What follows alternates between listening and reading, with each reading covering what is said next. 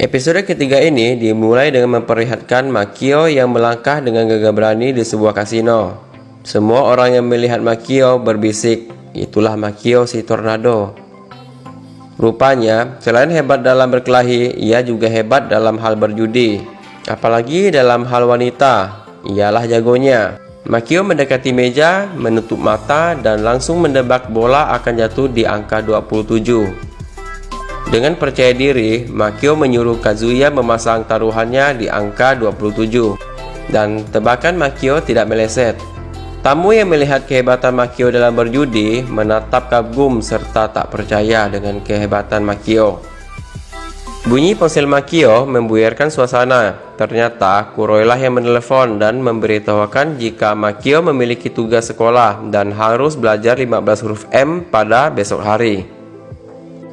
Makio pun segera pulang dan sibuk menghafal huruf berawalan M, sedangkan Kuroi mengoreksi pelajaran matematika Makio yang ternyata betul semua.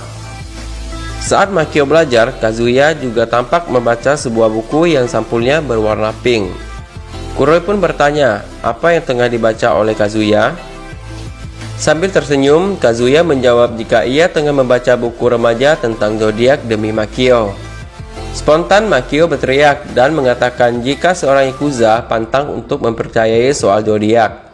Tapi ujung-ujungnya Makio justru penasaran dan bertanya pada Kazuya ada hal apa dengan zodiaknya dan meminta Kazuya untuk membacakannya.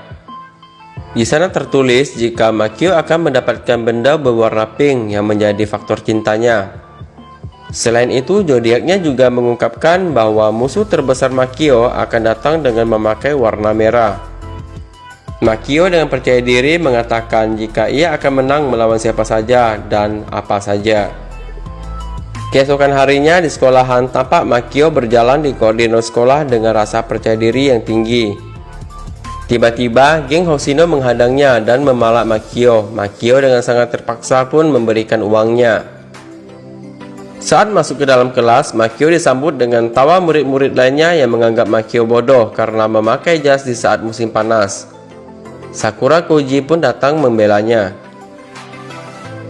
Salah satu murid masih saja menertawakannya karena Makio memakai kemeja lengan panjang. Makio melihat jam tangan yang dikenakan murid itu berwarna merah, dan ia melihat kaos kaki Hoshino juga berwarna merah. Minami memberitahukan bahwa akan ada ujian minggu depan. Siapapun yang nilainya kurang dari 30 tidak akan lulus ujian dan mendapatkan tanda merah. Mendengar hal itu, Makio langsung sadar jika ternyata inilah musuh terbesarnya yang bertanda merah.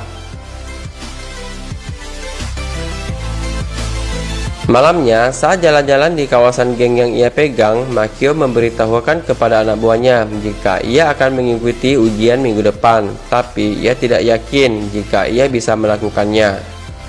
Tiba-tiba datanglah Yuji, seorang bos di sana. Yuji mengatakan kepada Makio jika beberapa hari ini geng Kumada sering berkeliaran di daerah sini. Makio pun langsung mengatakan kepada Yuji kalau ia akan mengurusnya. Saat Makio menggerutu dan mencaci maki Kumada, ia tidak menyadari jika Hoshino dan kedua temannya berdiri di sampingnya. Makio yang melihat Hoshino sangat terkejut dan langsung menutup wajahnya. Anak buah Makio yang menyadari kejadian itu spontan memukul Makio agar mereka mengira jika Makio tidak termasuk dalam geng mereka. Setelah menghajar Makio, Kuroi dan yang lainnya pun berpura-pura menakut-nakuti Hoshino agar mereka cepat pergi.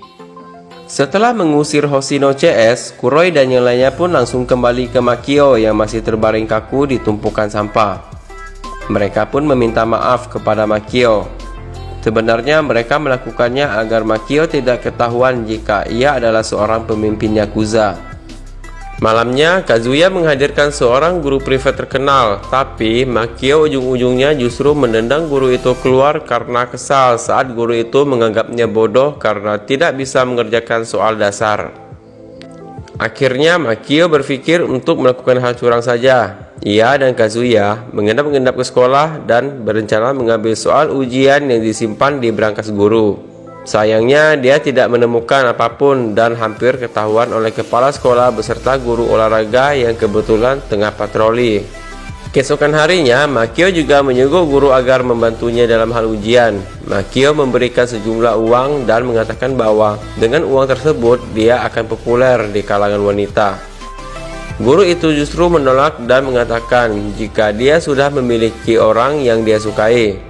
Ketika makan di kantin, Sakura Koji mengatakan jika Makio tidak boleh melakukan hal itu. Penyuapan hanya dilakukan oleh orang dewasa yang haus akan kekuasaan, sementara mereka hanya berumur 17 tahun, jadi mereka harus apa adanya.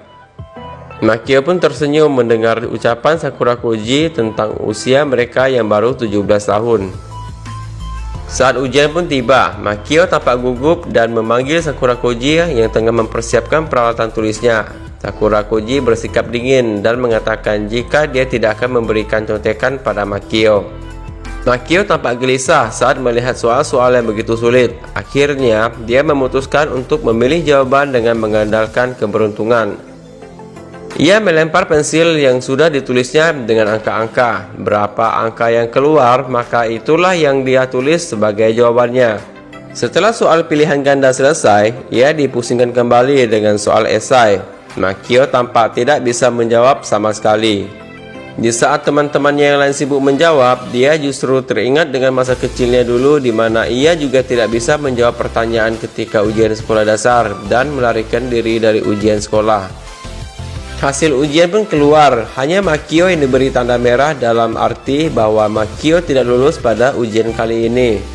Ia dipermalukan oleh murid-murid lain yang beranggapan bahwa Makio ternyata benar-benar bodoh. Hoshino justru terlihat senang karena ini pertama kalinya ada orang yang nilainya lebih rendah darinya. Makio pun benar-benar kesal saat melihatnya. Minami memanggilnya dan menyuruh Makio untuk belajar lebih keras untuk ujian ulang. Dengan kesal, Makio mengatakan jika dia tidak mau mengikuti ujian ulang karena dia idiot. Minami marah dan tetap menyuruh Makio untuk bekerja keras, tapi tetap saja Makio tidak mau dan pergi dari sana. Setelah Makio pergi, kepala sekolah yang merupakan ayahnya Minami mengatakan jika pantas saja Minami tidak bisa mendapatkan seorang pacar karena sikapnya yang kurang lembut. Minami yang mendengar celutukan dari ayahnya menjadi kesal. Makio datang ke ruang kesehatan dan bertemu dengan Mizushima yang merupakan petugas di ruang kesehatan tersebut. Umemura juga ada di sana dan membuatkan teh untuk Makio dan Mizushima. Tiba-tiba Sakura Koji juga datang. Awalnya Sakura Koji tidak begitu senang melihat Makio ada di sana karena dia sedikit kecewa dengan Makio. Makio kemudian curhat jika dia menghadapi banyak musuh, tapi musuhnya kali ini adalah musuh terberat sehingga dia ingin melarikan diri saja. Karena masih hidup, ibunya bahkan sering menangis karena melihat Makio selalu melarikan diri dari ujian di kelas. Mizushima memahami kesulitan Makio. Dia mengatakan jika ibu Makio mungkin saja tidak menginginkan Makio mendapatkan peringkat, tapi lebih kepada bagaimana Makio bisa menikmati sekolah dengan baik dan mendapatkan teman. Peringkat akan hilang, tapi kenangan tidak akan pernah hilang. Makio mencoba memahaminya. Sakura Koji kemudian meminta Makio untuk belajar bersama demi ujian ulang Makio. Makio merasa senang dan bersemangat lagi karena ada Sakura Koji dan Umemura yang siap membantunya belajar. Saat malam hari, mereka bertiga belajar di rumah Sakura Koji. Sakura Koji menceritakan jika dia memiliki seorang kakak perempuan, sementara Umemura juga bercerita jika dia memiliki 5 orang saudara. Makio juga tidak mau kalah dan bercerita jika dia memiliki seorang adik bernama Mikio. Makio hanya tersenyum. Ekspresi Makio langsung berubah melihat pulpen pink milik Umemura. Ia jadi teringat dengan ramalan zodiak yang mengatakan jika dia akan mendapatkan benda pink sebagai faktor cintanya. Tiba-tiba ibu Sakura Koji memanggil dan mengatakan jika ada tamu untuk Makio. Saat menemui tamunya, ternyata tamunya adalah Kazuya. Kazuya dengan penampilan yang berbeda dari biasanya, ternyata membawakan puding untuk Makio. Sakura Koji bertanya, apakah itu Miki, adiknya Maki? Kazuya hampir marah karena Sakura Koji kembali lagi memanggil anikinya dengan sebutan Maki. Tapi dengan cepat, Makio membawa Kazuya keluar dan memarahinya. Meski dimarahi, Kazuya tetap senang. Kazuya memberitahukan pada anggota geng bahwa Makio tengah belajar dan mereka tidak boleh mengganggu Makio belajar.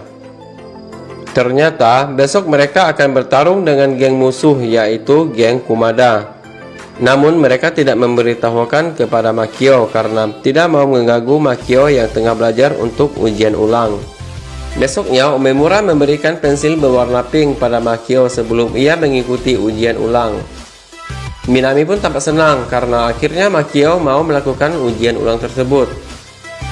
Saat ujian ulang, Makio berusaha untuk terus memotivasi dirinya untuk berjuang dan tidak boleh melarikan diri lagi seperti sebelumnya. Akhirnya, dia bisa menyelesaikan ujian meskipun tidak begitu yakin dengan hasilnya. Setelah selesai ujian, dia menelepon anggota geng, tapi tidak ada nomor mereka yang aktif. Makio berbisik dalam hati, apakah mereka akan melakukan penyerangan? Di lain sisi, geng Kumada tengah berkumpul. Hoshino dan temannya yang kebetulan lewat di sana kaget karena melihat akan terjadi perkelahian antar geng. Pemimpin Kumada memerintahkan anak buahnya untuk menghabisi Hoshino. Hoshino pun pingsan dengan hanya satu kali pukulan. Kazuya beserta anggota geng lainnya pun datang dan mereka langsung bertarung. Sayangnya, Kanto Servang hampir kalah karena pemimpin Kumada menjodorkan pisau. Di saat itu, Makio datang dengan baju putih musim panasnya. Pemimpin geng Kumada tertawa dan mengatakan apa yang Makio lakukan dengan seragam sekolah musim panas itu. Sambil tersenyum, Makio menjawab jika dia baru saja melawan musuh terbesarnya. Pemimpin Kumada heran, musuh apa yang lebih besar darinya? Setahunya, musuh terbesar Makio adalah gengnya. Makio tidak memberitahunya, tapi langsung menyerang dengan kekuatan tornado hingga semua anggota geng Kumada pingsan dalam sekejap. Setelah pertarungan selesai, temannya membangunkan Hoshino. Hoshino membuka mata dan melihat anggota geng pingsan di depannya. Besoknya, dengan percaya diri, Hoshino menceritakan kepada murid-murid yang lain jika dia telah menghabisi penjahat bak tornado. Karena itu, mulai sekarang dia minta dipanggil dengan julukan Tornado Hoshino. Makio yang mendengarnya pun hanya tersenyum saja. Minami dan guru lain tampak memeriksa hasil ujian Makio. Kali ini Makio masih belum lulus, namun nilainya lebih baik dibandingkan dengan sebelumnya. Dengan kata lain, kali ini usaha Makio untuk lebih baik lagi bisa terlihat. Karena itu, guru memberi kesempatan kepada Makio untuk belajar lagi. Di dalam toilet, Minami tampak sedang memasang lensa kontak. Mizushima yang kebetulan di sana bertanya kenapa Minami memakai lensa kontak. Minami mengatakan jika dia tidak akan lari lagi. Dengan heran, Mizushima bertanya, melarikan diri dari apa? Minami pun menjawab, dari cinta. Sepertinya Minami mulai berjuang untuk menemukan cintanya dan berharap akan menikah sebelum umurnya 30 tahun. Ya, Minami kesulitan mendapatkan pacar mungkin karena sikapnya sedikit dingin dan tidak lemah lembut seperti kata ayahnya yang tadi ya. Di sisi lain, Mikio adiknya Makio datang dari luar negeri dengan memakai baju berwarna merah. Semua anggota geng menunduk dan mengucapkan salam kedatangan kepada Mikio. Mikio hanya tersenyum manis dan bertanya bagaimana kabar ayah dan kakaknya. Minami mengucapkan salam perpisahan kepada murid yang hendak libur musim panas. Ia menyarankan agar murid bisa melalui liburan musim panasnya dengan baik. Umemura berbisik dengan teman sebangkunya. Ia mengatakan jika Minami gurunya ini sepertinya sedang jatuh cinta karena beberapa hari ini dia terlihat memakai kontak lens. Makio melihat ke arah pulpen pink yang diberikan Umemura kepadanya. Ia berbisik dalam hati jika musim panas kali ini mungkin akan menjadi musim panas yang tidak terlupakan dan filmnya pun bersambung. Oke, sampai di sini dulu ya teman-teman video kali ini. Saya akan mempercepat upload episode keempatnya. Sampai jumpa lagi di video selanjutnya dan bye-bye.